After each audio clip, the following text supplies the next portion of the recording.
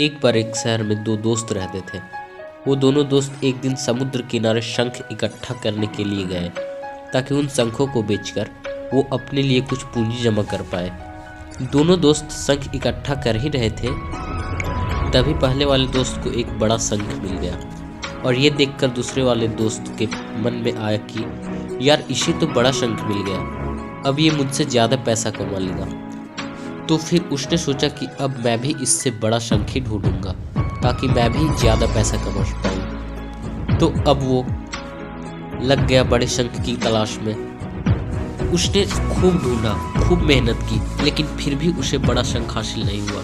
और उस बड़े शंख के चक्कर में उसे जितने भी छोटे छोटे शंख मिलते उन सारे शंखों को उठाकर फेंक देता, क्योंकि उसके दिमाग में तो बड़ा शंख था कि मुझे किसी भी हालत में वो बड़ा शंख चाहिए ताकि मैं थोड़े ज़्यादा पैसा कमा पाऊँ। तो बड़े शंख की तलाश में दोपहर से शाम हो गई, शाम से रात हो गई, तो ना तो उसे बड़ा शंख मिला और बल्कि जो छोटे छोटे शंख उससे मिले थे उन शंखों को भी उसने फेंक दिया, तो उसके हाथ में कुछ नहीं आया।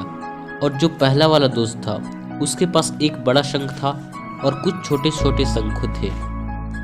तो रात हो गई और वो दोनों दोस्त घर जाने लगे। तो घर जाते वक्त पहला वाला दोस्त था उसने अपने शंख बेच दिए, तो उसके पास जो बड़ा शंख था उसके उसे मिले 1000 रुपये और जो छोटे छोटे शंख उसके पास थे उसके उसे मिले 3000 रुपये। और ये जानकर उस दूसरे वाले दोस्त को बहुत दुख हुआ कि काश मैं उन छोटे छोटे शंखों को फेंकता नहीं और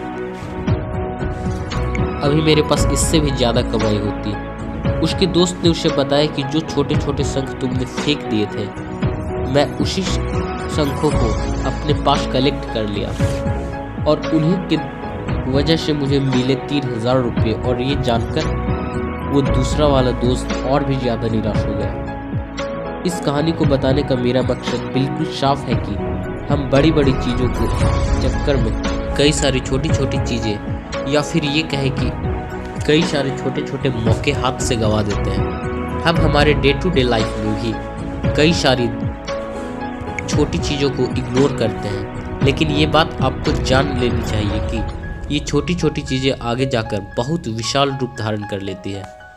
हर छोटी चीज़ पर ध्यान लगाओ, उसे इग्नोर मत करो, आगे जाकर आपको इसकी अहमियत पता चलेगी।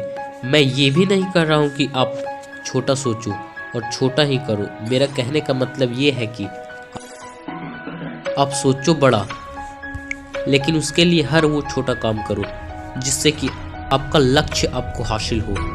दोनों दोस्तों का लक्ष्य एक ही था, वो था पैसा।